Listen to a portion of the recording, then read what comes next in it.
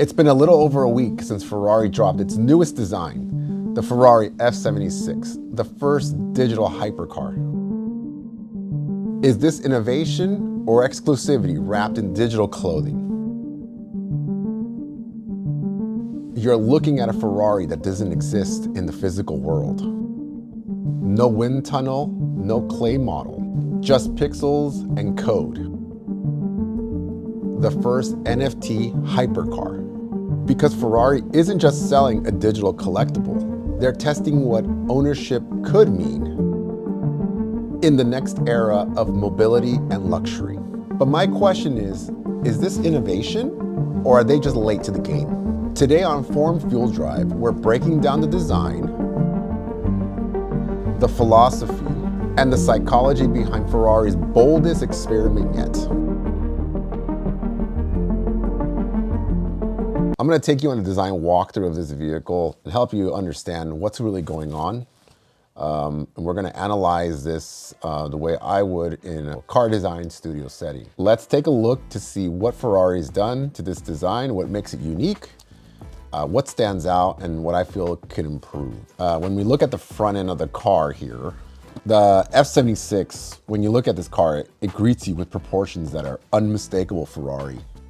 Low, wide, and sculpted with purpose. The front fascia looks really liberated in terms of what it can and can't do. Very crisp, very intentional line work, which I really like. I think it's a slight departure from what Ferrari's usually doing. The nose draws inspiration from Ferrari's endurance racers, especially the 499P that dominated Le Mans. This car was a beast. The daytime running lights are DRLs, stretched like veins of light. So really cool, like light signature that they're doing. Very minimal, but a very nice, clean touch of tech in that light, the way that they're structuring the light. Almost like the car's alive. So love it. I think that there's just the right amount of detail in that front end. It's very dramatic, very low slung. You got these huge, very dominating front fenders that just have an amazing wide stance to the vehicle. And it's very Ferrari. The tension between aggression and grace. Ferrari, the Italian car makers have a masterful control of surfacing. So some of the most beautiful design vehicles ever have come from Italy. So this is no exception to the rule. The front end definitely has a lot of aero-inspired design, which I think is really interesting to look at because they're looking to experiment with shapes and forms in a way that allow the vehicle to cut through and to be more efficient with this design. Now, how efficient is it really? I don't know, because let's remember it's an NFT car, so it doesn't really exist. But what I really like about it is that they're trying to experiment with new shapes and form. So moving on to the side view, one thing that I really love about this car is its super aggressive, low slung profile. So as you can see here, the profile, the DLO, the greenhouse area is so low slung. The fenders are so high up on the body. So it has very aggressive proportions on the car. Obviously, this is a hypercar, and they did have a lot of liberty with their packaging. So they were able to get these really extreme proportions out of what I believe, is obviously a hypercar in its true essence, in its true form. From the side, you see something that Ferrari rarely experiments with, a monolithic surface language. And there's a purity to it, a single arc from nose to tail, almost. And there's a beautiful peak right where I believe, a passenger would be sitting. But that peak really breaks that line into two beautiful high tension forms from the nose to the tail, uninterrupted. So very controlled, very high quality line work in this vehicle. You can sense the designer's freedom in this. There was no wind tunnel sessions or crash beams to worry about, or any sort of production oriented constraint typical in an automotive design setting. This is a balance between stance, proportion, beauty, performance,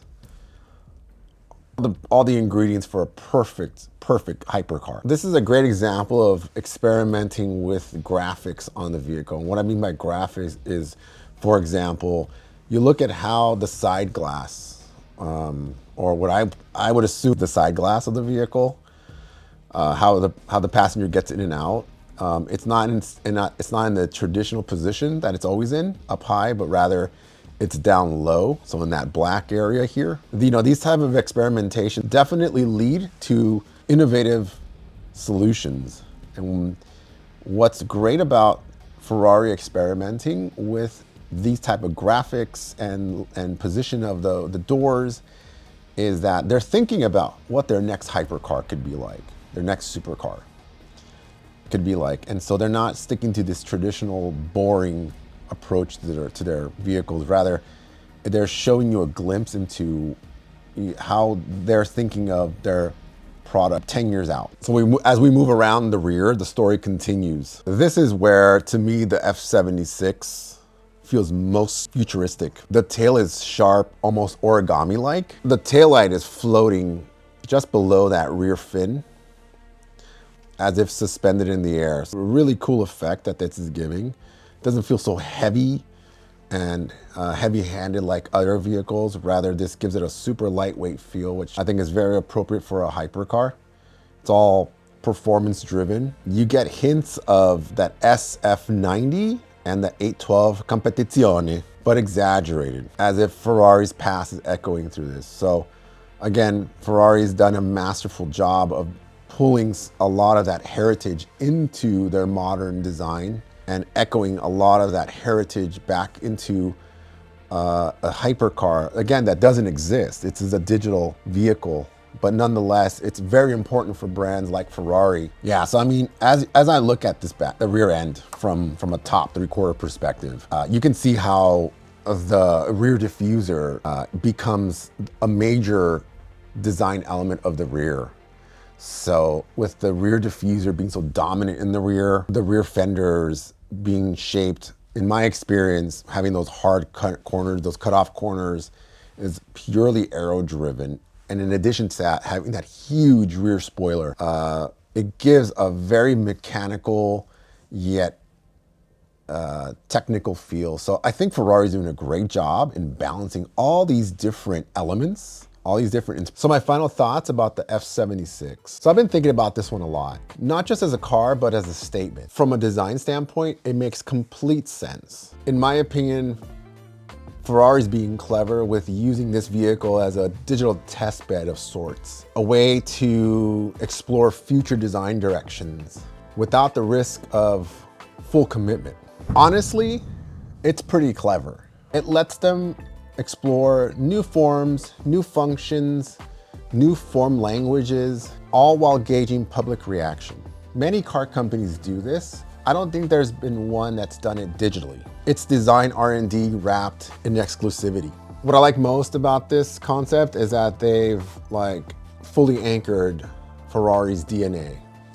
They haven't strayed away from it so much that it's unrecognizable. They've respected and honored their heritage, integrated into something that feels modern, fresh, and highly technical. In my opinion, this is what Ferrari does best. They blend tradition with innovation. Even amongst owners, there are tiers. VIPs invited to buy the next new model before the world even knows. That's Ferrari's true product, exclusivity and experience. And so when Ferrari enters the NFT space, it's not about chasing tech trends. It's about translating the same sense of privilege and belonging into the digital realm. The F76 isn't just a hypercar you can't drive. It's an experiment in ownership psychology. What does it mean to own something that doesn't exist physically, but still gives you access, identity, and status? That's the question that Ferrari is really testing with this product. Not how to sell NFTs, but how to preserve exclusivity in an ever digital world. The Ferrari F76 isn't just another concept, it's a signal. It's a sign that even the most traditional car maker in the world knows the next frontier of design isn't made of metal. It's made of imagination. And while some call it a gimmick, a digital flex for the ultra-rich, others might see it as something deeper. Because what Ferrari's doing here isn't about blockchain hype or crypto culture. It's about reinterpreting exclusivity in a world that's becoming increasingly democratized. So what do you think? Do you think Ferrari is late to the NFT game? Do you think this is just a gimmick? Is this the beginning of a new chapter for design? I'm Martin, and this is FormFuel Drive, where design meets motion and imagination fuels the future. If you've enjoyed this breakdown, hit subscribe, drop your thoughts below. Let's start a conversation, because the future of design deserves a dialogue. See you in the next one.